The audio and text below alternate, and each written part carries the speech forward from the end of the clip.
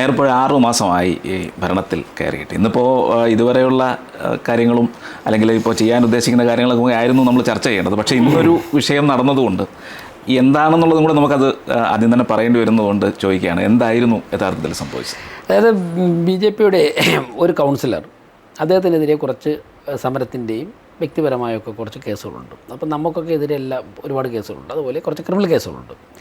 ആ case CPM ഭരിച്ചുകൊണ്ടിരുന്നപ്പോൾ എടുത്ത കേസാണ് ഏറെക്കുറെ എല്ലാം. ആ കേസിൽ ഒരു അറസ്റ്റ് ഉണ്ടായി. അപ്പോൾ 1-2 പോലീസ് ഉദ്യോഗസ്ഥർക്കൊക്കെ ഉള്ളൊരു വിരോധം കൊണ്ട് ആ കേസിൽ അദ്ദേഹത്തെ ജാമ്യം കിട്ടാത്ത തരത്തിലുള്ള വകുപ്പ് ചുമത്തി ആണ് ജയിലിലടച്ചിരിക്കുന്നത്.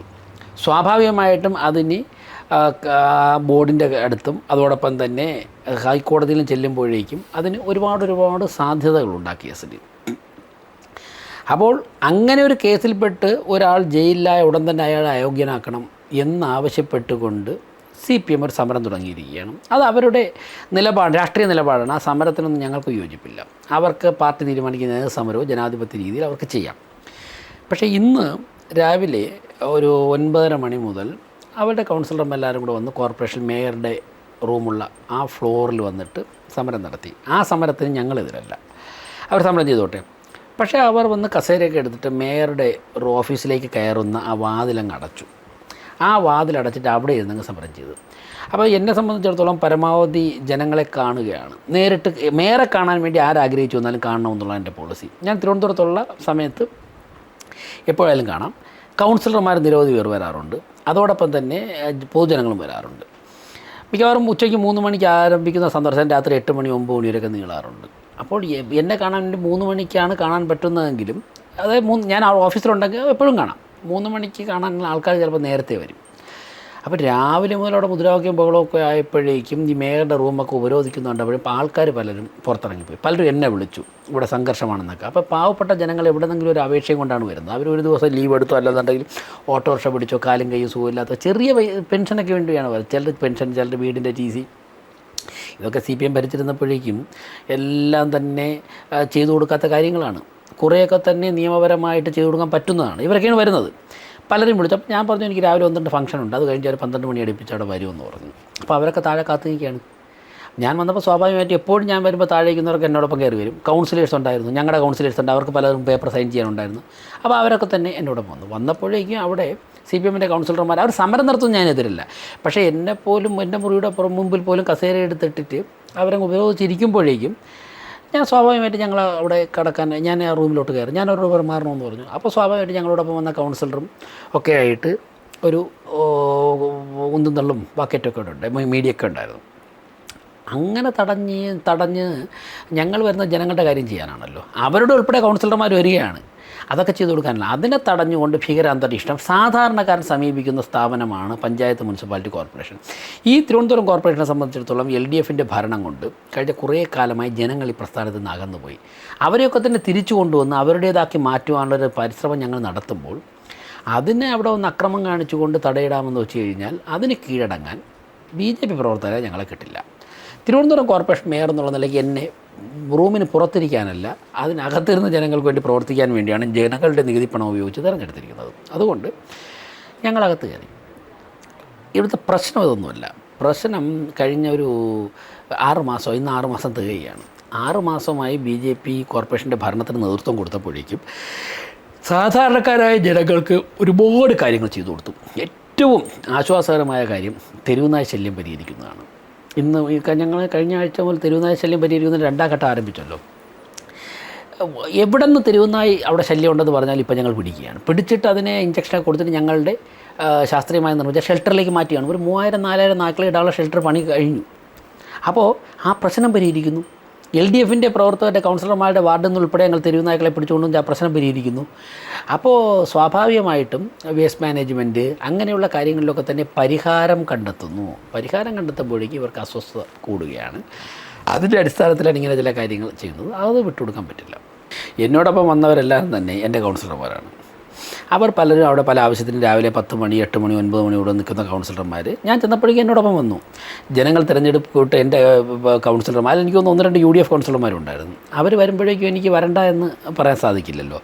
പിന്നെ വേറൊന്ന്, എൻ്റെ മേയറുടെ റൂമിലേക്ക് കടക്കുന്ന ആ വാതിലിൻ്റെ മുൻപിൽ 3-4 കസേര എടുത്തിട്ട് അവിടെ കയറിയിരുന്ന ആരാണ്? അത് രാവിലെ 1 മണിക്കൂറോ ഒരു മണിക്കൂറോ അരമണിക്കൂറോ അല്ല, രാവിലെ 9-9:30 മണി മുതൽ 12 മണി വരെ അവിടെ വരുന്ന ആരെയും കടത്തി വിടാതെ എൻ്റെ റൂം ഉപയോഗിച്ച് അവർക്ക് ആ കസേര മാറ്റി 2 സൈഡിൽ ഇട്ടിരുന്നോട്ടെ, മുദ്രാവാക്യം വിളിച്ചോട്ടെ, പ്രതിഷേധിച്ചോട്ടെ, പ്രതികരിച്ചോട്ടെ. പക്ഷേ ആ മിനിമം ഒരു വ്യക്തിക്ക് കയറാൻ കണക്കിനെങ്കിലും അവിടെ തുറന്നിട്ടുണ്ടേ. അതുപോലും ചെയ്യാതെ CPM-ൻ്റെ ഒരു പഴയ ശൈലിയിലുള്ള രാഷ്ട്രീയ പ്രവർത്തനത്തിന് വഴങ്ങിക്കൊടുക്കാൻ വേണ്ടി തിരുവനന്തപുരം കോർപ്പറേഷനെ കിട്ടില്ല. ജനാധിപത്യപരമായി നിങ്ങൾ സമരം ചെയ്തോളൂ, അല്ലാതെ ഈ അക്രമ രാഷ്ട്രീയം, ബലപ്രയോഗം, ഗുണ്ടായിസം നടക്കില്ല. ഇത് യഥാർത്ഥത്തിൽ സുഗതൻ്റെ ഒരു പ്രശ്നം കൊണ്ടാണോ, അതോ മറ്റ് പല വിഷയങ്ങൾ, അതായത് പാളയത്തെയുള്ള നടന്ന ചില കാര്യങ്ങൾ, ഇതൊക്കെ ഇവരെ ബാധിച്ചിട്ടുണ്ടോ? അതാണോ? പാളയം മാർക്കറ്റ് CPM-ൻ്റെ ഒരു അക്ഷയഖനിയായിരുന്നു. അവിടെ നിന്ന് ഒരു ദിവസം ഒരു വീട്ടമ്മ, ഒരു മത്സ്യക്കച്ചവടക്കാരിയായിട്ടൊരു വീട്ടമ്മ വന്നു. ആ വീട്ടമ്മ വന്നിട്ട് പറയുകയാണ്, എൻ്റെ കയ്യിൽ നിന്ന് ഒരു ദിവസം ഒരു കൊട്ട മീൻ വിൽക്കുന്നതിന് 500 രൂപയാണ് വാങ്ങുന്നത്. കോർപ്പറേഷൻ പറഞ്ഞത് 20-25 രൂപയാണ് വാങ്ങുന്നുള്ളത്. 500 രൂപ എൻ്റെ കയ്യിൽ നിന്ന് ഒരു ദിവസം വാങ്ങുന്നു. അവർക്ക് ക്യാൻസർ പേഷ്യൻ്റാണ് പറഞ്ഞത്. ഒരു ദിവസം അവർക്ക് മീനിൻ്റെ കച്ചവടം ഇല്ലായിരുന്നു, അതുകൊണ്ട് പൈസ കൊടുക്കാൻ സാധിച്ചില്ല. അങ്ങനെ അവിടെ ഒരു മീൻ എടുത്തുകൊണ്ട് പോയി. 3000 വില കൊടുപ്പോൾ ഒരു നെമ്മീൻ എടുത്തുകൊണ്ട് പോവുകയാണ്. അപ്പോൾ ഇത് ഒരു ക്യാൻസർ രോഗി കൂടിയായിട്ടുള്ള വീട്ടമ്മ വന്ന് പരാതി പറയുകയാണ്. അപ്പോൾ സ്വാഭാവികമായിട്ട് ഞങ്ങൾ അന്വേഷിച്ചു. അന്വേഷണത്തിന് ഉത്തരവിട്ടു. അന്വേഷണം വന്നു. അന്വേഷണ റിപ്പോർട്ട് വന്നപ്പോൾ 100 കണക്കിന് ആൾക്കാരുടെ കയ്യിൽ നിന്ന് ഇങ്ങനെ 500 രൂപ വെച്ചിട്ട് വാങ്ങുകയാണ്. ഒരു ബൾബ്, ഒരു LED ബൾബ് മീൻ കൊട്ടയുടെ മുകളിൽ ഇടുന്നതിന് കത്തിച്ചിട്ട് വൈകുന്നേരം 5:30-6 മണി മുതൽ രാത്രി 9-10 മണി വരെ കച്ചവടം നടത്തുന്ന 500 രൂപ കൊടുക്കണം ഒരു മാസം. ഈ ഇലക്ട്രിസിറ്റി ബില്ലടയ്ക്കുന്ന കോർപ്പറേഷനാണ്. പക്ഷേ ഇവർക്ക് ഈ പിരിവുകാർക്ക് 500 കൊടുത്തില്ലെങ്കിൽ ബൾബിടാൻ സമ്മതിക്കില്ല, ഓഫ് ചെയ്ത് കളയും. അപ്പോൾ അങ്ങനെയൊക്കെ നമ്മുടെ ഒരു കോർപ്പറേഷൻ്റെ സ്വത്തുവകകളെയൊക്കെ തന്നെ അങ്ങനെ പിടിച്ചെടുത്ത് വെച്ച് കഴിഞ്ഞാൽ അതൊന്നും ജനാധിപത്യ സംവിധാനത്തിൽ അംഗീകരിക്കാൻ പാടില്ല. കോർപ്പറേഷൻ്റെ സ്ഥലത്ത് ഇവർ സ്വന്തമായിട്ട് കടകൾ കെട്ടുകയാണ്. കടകൾ കെട്ടിയിട്ട് 3000 രൂപ, 4000 രൂപ, 5000 രൂപയ്ക്ക് പെർ ഡേ ആൾക്കാർക്ക് വാടക കൊടുക്കുകയാണ്, CPM-ൻ്റെ നേതാക്കന്മാരുടെ അനുയായികൾ. അപ്പോൾ ഒന്ന് ആലോചിച്ച് നോക്കൂ. ഞങ്ങളതൊക്കെ പൊളിച്ചു മാറ്റി. ആ അൺഓതറൈസ്ഡ് കൺസ്ട്രക്ഷൻ മുഴുവൻ ഞങ്ങൾ പൊളിച്ചു മാറ്റും. ഇതൊരു 40-45 വർഷമായിട്ടുള്ള ഒരു ഇരുമ്പുമറയ്ക്കുള്ളിൽ നടന്ന ഈ അഴിമതികൾ ഓരോന്നായിട്ട് പുറത്തു വരികയാണ്. തീർച്ചയായിട്ടും ആ അഴിമതികളൊക്കെ തന്നെ പുറത്തു വരും. സർക്കാർ വസ്തുക്കൾ ഒരു കൈയടക്കി വെച്ചിരുന്നു എല്ലാം തന്നെ ഞങ്ങൾ തിരിച്ചു പിടിക്കും. അതോടൊപ്പം തന്നെ ഏതൊക്കെ തരത്തിലുള്ള അഴിമതികളാണോ അതിലൊക്കെ ഇനിയിപ്പോൾ ശക്തമായ അന്വേഷണങ്ങൾ നടക്കും. അങ്ങനെയൊക്കെ വരും. അങ്ങനെയൊക്കെ വരുമ്പോഴേക്കും ഇവർക്ക് വരുമാനമൊക്കെ നിലച്ചിട്ടുണ്ട്. അതിൻ്റെയൊക്കെ ഫ്രസ്ട്രേഷനാണ്. പിന്നെ വേറൊന്നുകൂടി ഞാൻ ഇതുവരെയും ഒരു മാധ്യമങ്ങളിലും പറഞ്ഞു, ഇനി പറയണം, തിരുവനന്തപുരത്തെ ജനാധിപത്യ രാഷ്ട്രീയത്തിൽ നിന്ന് CPM ടോട്ടലി പുറത്തായിട്ടുണ്ട്. ഇപ്പോൾ 4 നിയോജക മണ്ഡലങ്ങളുണ്ട്. 4 അവർക്ക് MLA-മാരില്ല, അവർക്ക് മേയറില്ല, ഡെപ്യൂട്ടി മേയറില്ല, സ്റ്റാൻഡിംഗ് കമ്മിറ്റി ചെയർമാൻമാരില്ല. അപ്പോൾ പ്രോട്ടോക്കോൾ അനുസരിച്ച്, ഗവൺമെൻറ് പ്രോട്ടോക്കോൾ അനുസരിച്ച് CPM തിരുവനന്തപുരം കോർപ്പറേഷൻ പരിധിയിൽ വട്ടപൂജ്യമാണ്. ഒരു ഗവൺമെൻറ് ഔദ്യോഗിക പരിപാടി വന്നാൽ പോലും ഇപ്പോൾ ചുമതല വഹിക്കുന്ന, ജനാധിപത്യപരമായിട്ട് ചുമതല വഹിക്കുന്ന ഒരു വ്യക്തിയെ പോലും ഇൻവൈറ്റ് ചെയ്യാൻ പോലും പറ്റാത്ത ഒരവസ്ഥയിലേക്ക് ജനങ്ങൾ CPM-നെ മാറ്റി. എന്തുകൊണ്ടാണ് മാറ്റിയത്? അവരുടെ കയ്യിലിരിപ്പുണ്ട്. അപ്പോൾ ആ ഫ്രസ്ട്രേഷൻ കോർപ്പറേഷൻ ഭരണസമിതിക്കെതിരെ കാണിക്കേണ്ട ആവശ്യമില്ല. സമരം ചെയ്തോട്ടെ, കൗൺസിലിൽ അവർ വിഷയങ്ങൾ ഉന്നയിച്ചോട്ടെ. പക്ഷേ ഈ കയ്യാങ്കളി രാഷ്ട്രീയം അവർ കഴിഞ്ഞ 2-3 ദിവസമായിട്ട് കോർപ്പറേഷൻ്റെ പുറത്ത് സമരം ചെയ്യുന്നുണ്ട്. ഞങ്ങളാരും ഒന്നും പറഞ്ഞില്ലല്ലോ. ഞങ്ങൾക്ക് പറയേണ്ട കാര്യമില്ല, അത് അവരുടെ അവകാശമാണ്, അധികാരമാണ്. പക്ഷേ മേയറുടെ റൂമിൽ വന്നിട്ട് തടയുക, മേയർ കയറാൻ പറ്റില്ല എന്ന് പറയുക, അങ്ങനെയൊക്കെ പറഞ്ഞു കഴിഞ്ഞാൽ അത് വിട്ടുകൊടുക്കും.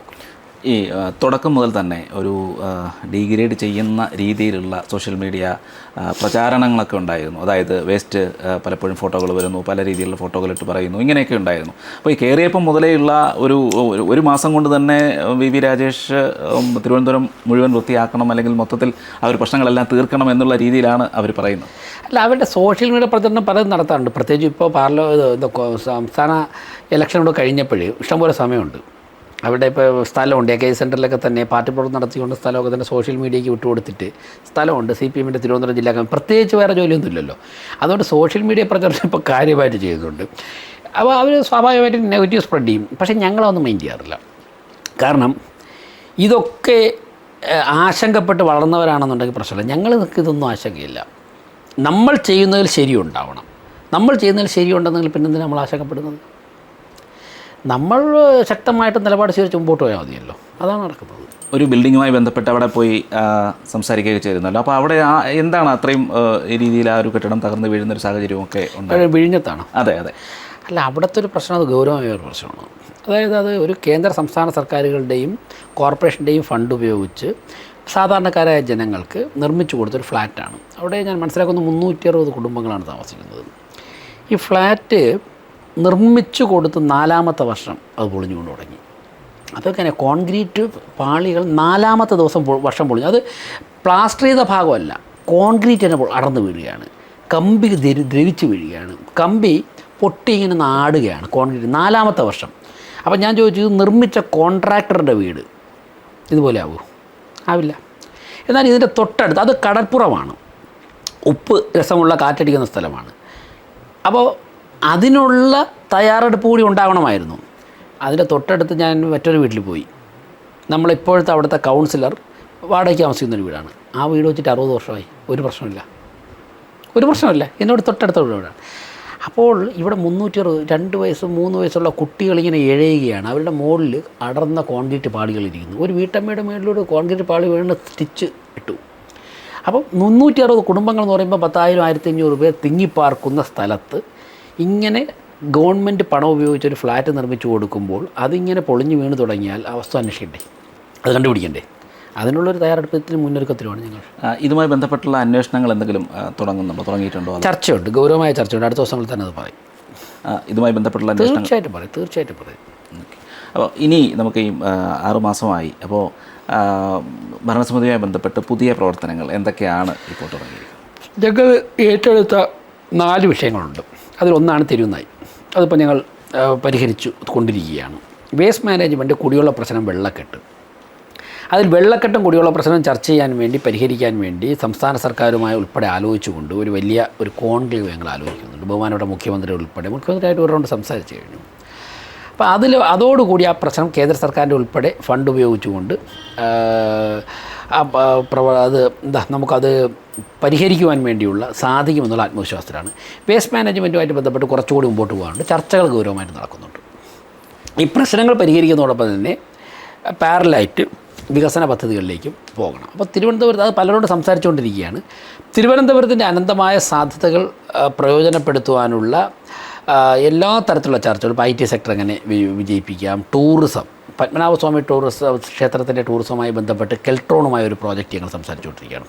കെൽട്രോൺ വളരെ മോസ്റ്റ് മോഡേൺ ഒരു വിഷ്വൽ ആക്ടിവിറ്റി പ്ലാൻ ചെയ്യുന്നുണ്ട്.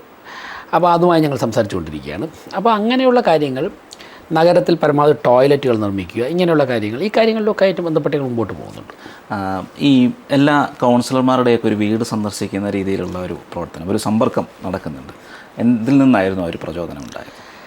അല്ല, അത് നമ്മൾ സ്വാഭാവികമായിട്ടും പൊതുപ്രവർത്തനം നടത്തുന്ന സമയത്ത് വ്യക്തിപരമായിട്ടുള്ള വസ്തുക്കളൂടെ അറിയണം.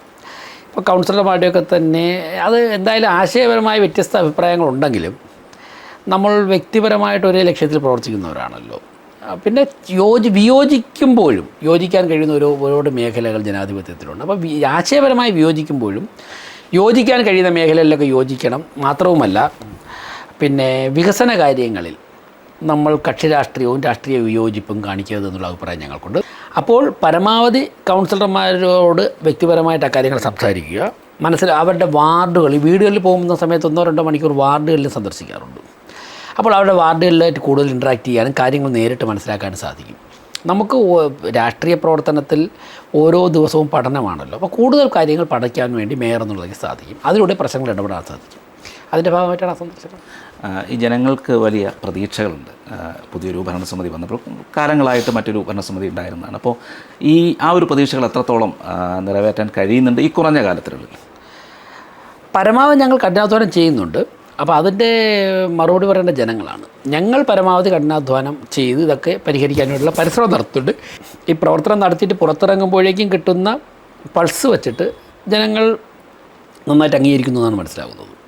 കേരളത്തിൻ്റെ ഒരു സാഹചര്യത്തിൽ വലിയൊരു മാറ്റമായിരുന്നു അന്ന്. നമ്മൾ ആദ്യത്തെ ഒരു ഇൻ്റർവ്യൂവിൽ, അതായത് ഇലക്ഷന് മുന്നേ, ഈ ഒരു വിഷയത്തെക്കുറിച്ച്, അല്ലെങ്കിൽ ഈ നഗരത്തെക്കുറിച്ച്, കോർപ്പറേഷനെക്കുറിച്ച് എല്ലാ വിവരങ്ങളും അന്ന് കൈമാറിയിരുന്നു. അന്ന് സംസാരിച്ചിരുന്നു, അതായത് എന്താണ് പ്രശ്നങ്ങൾ, ഏതൊക്കെ വിഷയങ്ങൾ, അതൊക്കെ അക്കമിട്ട് നിരത്തിയിരുന്നു. അപ്പോൾ അതിനുശേഷം ഇലക്ഷൻ കഴിഞ്ഞു, മേയറായിട്ട് ജനങ്ങൾ തിരഞ്ഞെടുത്തു. അതൊരു കേരളത്തെ സംബന്ധിച്ചിടത്തോളം അതൊരു തുടക്കമാണെന്ന് കരുതുന്നുണ്ടോ? കേരളത്തിൽ വലിയ രാഷ്ട്രീയ മാറ്റം വരികയാണ്. ഇനി ഞങ്ങളുടെ സംസ്ഥാന അധ്യക്ഷൻ ശ്രീ രാജീവ് ചന്ദ്രശേഖർജി പറഞ്ഞതുപോലെ BJPയുമായി ശക്തമായി വിയോജിക്കുന്ന പാർട്ടിയാണ് ഇന്റർനാഷണൽ കോൺഗ്രസ്. ഇവിടുത്തെ ന്യൂനപക്ഷ വിഭാഗമൊക്കെ തന്നെ ഇപ്പോൾ കാര്യമായിട്ട് ഇന്റർനാഷണൽ കോൺഗ്രസിന് പിന്തുണ കൊടുത്തിരിക്കുകയാണ്. ആ പിന്തുണയൊക്കെ അവർക്ക് നിലനിർത്താൻ അവർക്ക് സാധിച്ചാൽ ഇന്ത്യൻ നാഷണൽ കോൺഗ്രസിൻ്റെ നേതൃത്വത്തിലുള്ള ഒരു മുന്നണിയും BJP യുടെ നേതൃത്വത്തിലുള്ള മറ്റൊരു മുന്നണിയുമായിരിക്കും കേരളത്തിൽ ഇനി രാഷ്ട്രീയ രംഗത്ത് സജീവമാകാൻ പോകുന്നത്. മാർക്സിസ്റ്റ് പാർട്ടിയിലുള്ള വിശ്വാസം മാർക്സിസ്റ്റ് പാർട്ടിയുടെ അണികൾക്ക് നഷ്ടപ്പെട്ടിരിക്കുന്നു.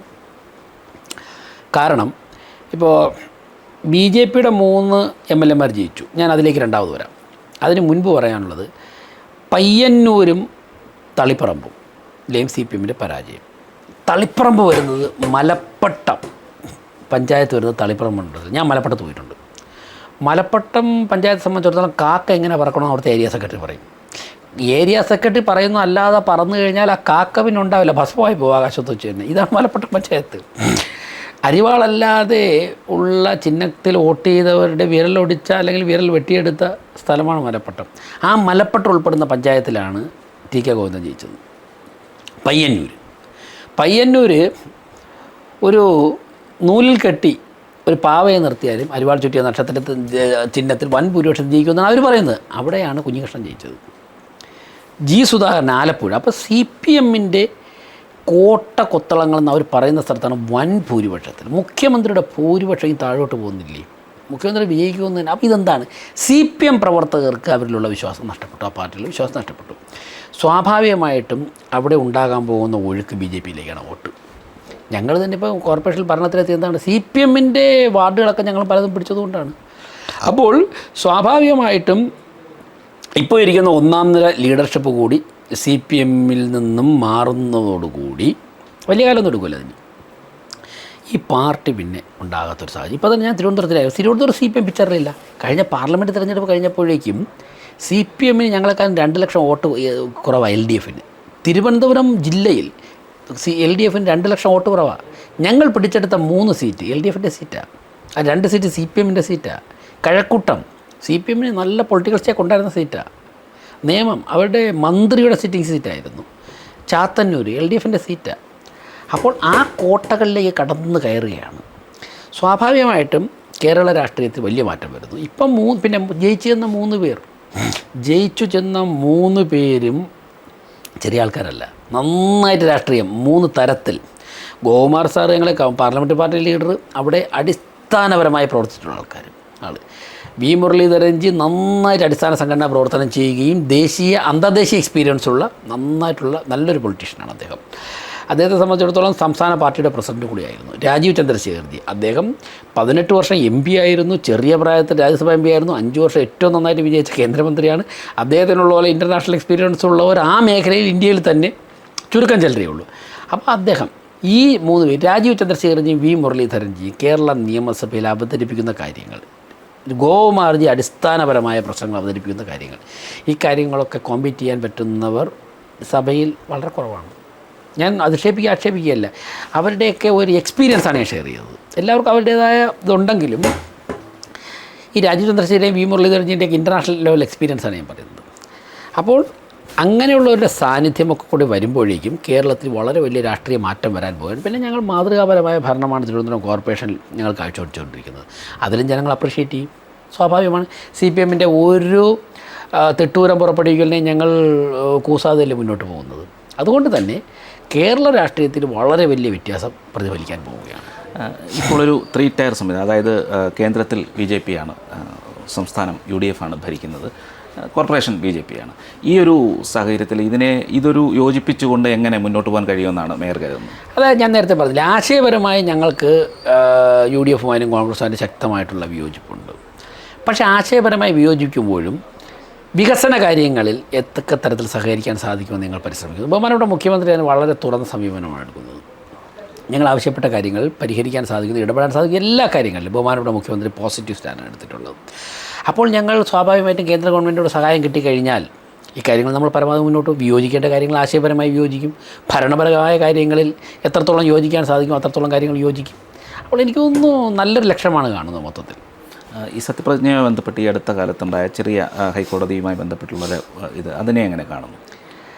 അല്ല, ഹൈക്കോടതി ഇപ്പോൾ സത്യപ്രതിജ്ഞ ഒരു സാഹചര്യത്തിൽ ജയിച്ചു വന്ന ഒരു സാഹചര്യത്തിൽ കൗൺസിലർമാർ ഇന്നൊന്നിലല്ല, ഇപ്പോൾ തന്നെ ഇവരല്ലാതെ വേറെ കൗൺസിലർമാരൊക്കെ ചെയ്തിട്ടുണ്ട്. പിന്നെ ഞങ്ങളതിൻ്റെ ഒന്നും പുറകെ പോയില്ലെന്നേ ഉള്ളൂ. ഒരാൾ ജയിച്ചു വന്നാൽ പിന്നെ പരമാവധി അവരെ പ്രവർത്തിക്കാൻ വിടുക എന്നുള്ളതാണ്. അല്ല പുറകെ പോയി ശല്യപ്പെടുത്തുക എന്നുള്ള നിലപാട് ഞങ്ങൾ സ്വീകരിച്ചിട്ടില്ല. ഇന്ന് ഇന്ത്യയുടെ ചരിത്രത്തിൽ ആദ്യമായിട്ടാണോ സംസ്ഥാനത്തിലും പാർലമെൻറ്റിലും പഞ്ചായത്ത് മുനിസിപ്പാലിറ്റികളിലൊക്കെ ഇപ്പോൾ തന്നെ വടക്കഞ്ചേരി മുനിസിപ്പാലിറ്റിയിൽ ഒരു UDF കൗൺസിലറും പഞ്ചായത്ത് മെമ്പറും ഇതിൻ്റെ കൂടെ ഇല്ലേ. അപ്പോൾ അങ്ങനെ വന്നു. അതിൽ ഹൈക്കോടതി ഒരു വിധി പറഞ്ഞു. വിധി വന്ന് ഞങ്ങൾക്ക് സർട്ടിഫൈഡ് കോപ്പി ഉച്ചയ്ക്ക് 1 മണിക്ക് കിട്ടി. 2 മണിക്കൂറിൽ തന്നെ ഞങ്ങൾ സത്യപ്രതിജ്ഞ ചെയ്തില്ലേ. കോടതി വിധി ഞങ്ങൾ നടപ്പിലാക്കി. ഞങ്ങൾ ഹൈക്കോടതിയുടെ വിധി വന്നിട്ട് ഹൈക്കോടതി ജഡ്ജിയെ കുറ്റം പറയാനോ ജഡ്ജിയുടെ കൊലം കത്തിക്കാനോ ഹൈക്കോടതിയിലേക്ക് മാർച്ച് നടത്താനോ തള്ളിപ്പറയാനൊന്നും പോയില്ലല്ലോ. ഞങ്ങൾ ബഹുമാനപ്പെട്ട ഹൈക്കോടതി പറഞ്ഞു, ഞങ്ങൾ അംഗീകരിച്ചു, സത്യപ്രതിജ്ഞ ചെയ്തു, ആ പ്രശ്നം കഴിഞ്ഞു. പക്ഷേ അയോഗ്യരാക്കുമെന്ന് കരുതിയിരുന്നവർക്കൊരു അല്ല, കേസ് ഫയൽ ചെയ്തവർ ഈ തെരഞ്ഞെടുപ്പ് തന്നെ റദ്ദാക്കണമെന്നാണ് ആവശ്യപ്പെട്ടത്. അവർക്ക് എൻ്റെ മുഖത്തേറ്റ തിരിച്ചടിയല്ലേ, അവരുടെ മുഖത്തേറ്റ തിരിച്ചടിയില്ലേ, കോടതി തള്ളിക്കളഞ്ഞില്ലേ. കോടതി അവിടെ ഒരു ആംബിഗ്യൂറ്റി നിലനിൽക്കാതിരിക്കാൻ വേണ്ടി ഒരിക്കൽ കൂടി സത്യപ്രതിജ്ഞ എന്ന് പറഞ്ഞു. ഈ കേസിൽ ലഭിക്കാവുന്ന ഏറ്റവും ഈ റെസ്പോണ്ടൻറ്റുമാർക്ക് ഏറ്റവും അനുകൂലമായ വിധി എന്ന് മാത്രമേ പറയാൻ പറ്റൂ. ഭരണസമിതി മുന്നോട്ട് പോകുമ്പോൾ ഇനി വരാൻ പോകുന്ന കാര്യങ്ങളിൽ എന്തൊക്കെ പ്രതിസന്ധികളാണ് പ്രതീക്ഷിക്കുന്നത്, എന്തൊക്കെ പ്രതീക്ഷകളാണ് മുന്നോട്ട് വെക്കുന്നത്? അല്ല, അത് രാഷ്ട്രീയത്തിൽ നാളെ എന്ത് സംഭവിക്കുമെന്ന് ഒരിക്കലും പറയാൻ പാടില്ല. പക്ഷേ ഞങ്ങൾക്ക് ഇതൊക്കെ അവസരങ്ങളാണ്. ഞങ്ങളൊന്നും ഒരു പ്രതിസന്ധിയായിട്ടല്ല. ഇപ്പോൾ ഹൈക്കോടതി സത്യപ്രതിജ്ഞ ഒരിക്കൽ കൂടെ ചെയ്യണമെന്ന് ഞങ്ങൾ മണിക്കൂറൊക്കെ ചെയ്തപ്പോൾ ചാപ്റ്റർ ക്ലോസ് ചെയ്തു. ഇനി ഹൈക്കോടതി വേറെ എന്തെങ്കിലും കാര്യങ്ങളുണ്ടെങ്കിൽ ഞങ്ങളത് ചെയ്യേണ്ട കാര്യങ്ങളാണെങ്കിൽ അതിനെങ്ങനെ നടപ്പിലാക്കാമെന്ന് ഞങ്ങൾ ആലോചിക്കും. നടപ്പിലാക്കാൻ പറ്റാത്തതാണെങ്കിൽ ഞങ്ങൾ അപ്പീൽ പോവും. ഇന്നിപ്പോൾ മേയറുടെ റൂമിൽ കയറാൻ പറ്റില്ല എന്ന് പറഞ്ഞിട്ട് ഒരു പുതിയ സാഹചര്യം സൃഷ്ടിക്കും. ആ സാഹചര്യം ഞങ്ങൾ തരണം ചെയ്ത് നിങ്ങൾ കണ്ടില്ലേ. അപ്പോൾ രാഷ്ട്രീയത്തിൽ ഞങ്ങളുടെ മുമ്പിൽ ഒന്നും ഒരു പ്രതിസന്ധിയല്ല, ഒന്നും ഒരു വെല്ലുവിളിയല്ല. ഇതൊക്കെ വരുന്ന സാഹചര്യങ്ങൾക്ക് ഒരു അവസരങ്ങളാക്കി പുതിയ എക്സ്പീരിയൻസിലേക്ക് കടക്കുകയാണ്. ഈ ഒരു സംഘർഷം കൂടുതൽ വിപുലമാകുമോ? അങ്ങനെ ഒന്നുമില്ല, ഞങ്ങൾക്ക് അതൊന്നൊരു പ്രശ്നം. ഞങ്ങൾ ഈ സമരമൊക്കെ ഒരുപാട് ചെയ്തിട്ടുള്ളവരല്ലേ. അപ്പോൾ അതൊന്നും ഞങ്ങളുടെ മുമ്പിൽ ഒരു കടക്കമല്ല. വ്യക്തിപരമായി മേയർ ഇപ്പോൾ സാമൂഹ്യ മാധ്യമങ്ങളിലും ജനങ്ങളുടെ ഇടയിലുമൊക്കെ താരമാണ്, എങ്ങനെ കാണുന്നു? അല്ല, അതൊക്കെ സോഷ്യൽ മീഡിയ പല കാര്യങ്ങളും പറയും. ഞാനിതൊക്കെ തന്നെ നമ്മൾ അനുകൂലിച്ചും പ്രതികൂലിച്ചുമൊക്കെ വരുന്ന പോസ്റ്റുകളൊക്കെ കിട്ടുന്ന സമയത്ത് കാണുന്നതിന് ഞാൻ ആസ്വദിക്കുകയാണ് ചെയ്യുന്നത്. കാരണം നമ്മൾ ചെയ്യുന്നതിനെക്കുറിച്ച് നമ്മുടെ മനസ്സിൽ ഉത്തമ ബോധ്യമുണ്ട്. സോഷ്യൽ മീഡിയയിലും വാർത്തയിലും ഒക്കെ പലതും പറയും. ചിലപ്പോൾ നമുക്ക് അനുകൂലമായിട്ട് പറയും, അവർ ചിലപ്പോൾ നാളെ പ്രതികൂലമായിട്ട് പറയും. അതൊക്കെ അതിൻ്റെ ഭാഗമായിട്ട് കാണുന്നു. അതിനോടൊരു വിരോധമോ അവരോടൊരു വിയോജിപ്പോ വ്യക്തിപരമായിട്ടൊരു വിദ്വേഷമോ അതൊന്നും പുലർത്തേണ്ട ആവശ്യമില്ല. ഓരോരുത്തരും അവരുടെ നിലപാടും കാഴ്ചപ്പാടും പറയുന്നു. കുറേ ദിവസം കഴിയുമ്പോൾ അവർക്ക് തെറ്റാണെന്ന് പറഞ്ഞാൽ തിരുത്തിയില്ലെങ്കിൽ അവരതുമായിട്ട് മുമ്പോട്ട് പോകും, നമ്മൾ ഓരോരുത്തരായിട്ട് മുമ്പോട്ട് പോകും. ഈ കാലങ്ങളായിട്ടുള്ള കൗൺസിലർ എന്ന നിലയിലുള്ള പ്രവർത്തനം ഉണ്ടായിരുന്നു. അതിനൊപ്പം തന്നെ ഇപ്പോൾ മേയർ എന്നുള്ള രീതിയിലുള്ളൊരു മാറ്റം, അത് എങ്ങനെയാണ് ഫീൽ ചെയ്തത്?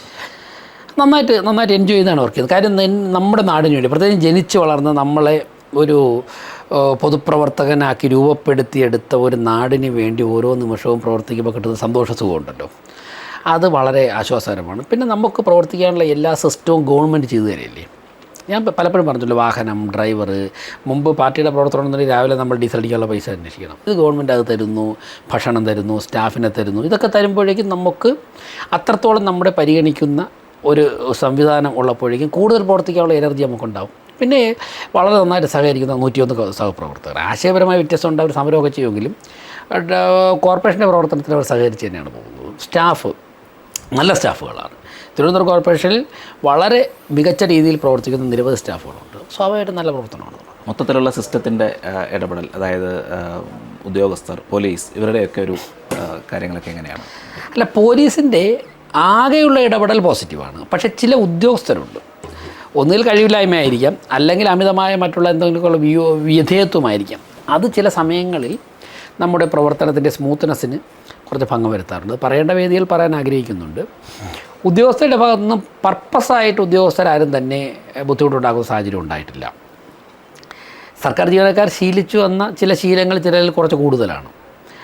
അത് തിരുത്താൻ ഞങ്ങൾ ശ്രമിക്കുന്നുണ്ട്. അല്ലാതെ ഉദ്യോഗസ്ഥരുടെ ഭാഗത്ത് നിന്ന് വേറെ ബുദ്ധിമുട്ടൊന്നുണ്ട്. സാമ്പത്തികമായിട്ട് എങ്ങനെയാണ് ഇപ്പോൾ കോർപ്പറേഷൻ്റെ ഒരു നിലനിൽപ്പ് എങ്ങനെയാണ്? കുറേ കൂടി ഒരു ഘട്ടം കൂടി കഴിഞ്ഞിട്ട് ഞാൻ പറയാം. ഇനി ഒരുപാട് നികുതി പിരിഞ്ഞ് കിട്ടാനുണ്ട്.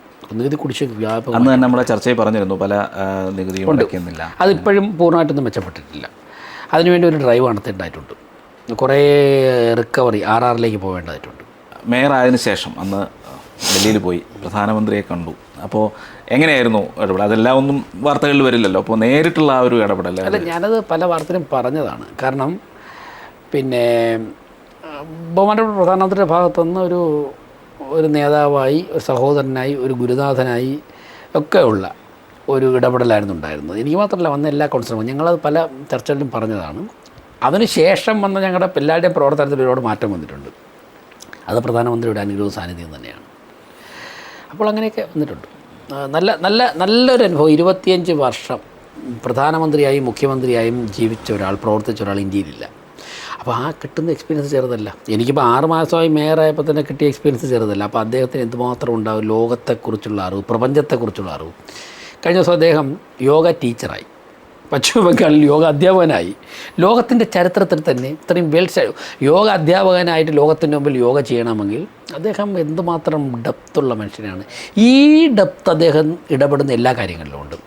അങ്ങനെയുള്ളൊരു വ്യക്തിയോടൊപ്പം സഹകരിക്കാൻ സാധിക്കുന്നു എന്ന് പറയുന്നത് തന്നെ ജീവിതത്തിലെ ഏറ്റവും പുണ്യ നിമിഷമാണ്, ഒരു പുണ്യപ്രവൃത്തിയാണ്. അത്രത്തോളം ഒരു അനുഭവ സമ്പത്തുണ്ടായി. അവസാനമായി ഈ രാജ്യത്ത് ഏറ്റവും പ്രധാനപ്പെട്ട നഗരങ്ങളൊന്നായിട്ട് തിരുവനന്തപുരത്തെ മാറ്റുമെന്നായിരുന്നു പ്രഖ്യാപനം. അപ്പോൾ അതിൻ്റെ ഒരു പ്രവർത്തനങ്ങൾ, അതിനേക്കുള്ള ഇനി പ്ലാനിങ് ഒരുപാട് പോകാനുണ്ട്. പ്ലാനിങ്ങൊക്കെ ഏകദേശം ആയിക്കഴിഞ്ഞു, ഒരുപാട് മുന്നോട്ട് പോകാനുണ്ട്. ഇനി അതിലേക്കുള്ള പരിശ്രമത്തിലാണ് ഞങ്ങൾ. തീർച്ചയായിട്ടും ആഗ്രഹിച്ച പോലെ, പ്രതീക്ഷിച്ച പോലെ, ജനങ്ങൾ ആഗ്രഹിച്ച പോലെ ഒരു പ്രവർത്തനത്തിൽ മുന്നോട്ട് പോകാൻ മേയർക്ക് കഴിയട്ടെ. ഒപ്പം തന്നെ തിരുവനന്തപുരത്തെ രാജ്യത്ത് തന്നെ വലിയൊരു നഗരമാക്കി, വലിയൊരു ഏറ്റവും നല്ലൊരു നഗരമാക്കി മാറ്റാനുള്ള സാഹചര്യങ്ങളും ഈ ഭരണസമിതിക്ക് ഉണ്ടാകട്ടെ എന്ന് ആശംസിക്കുന്നു. നമസ്കാരം.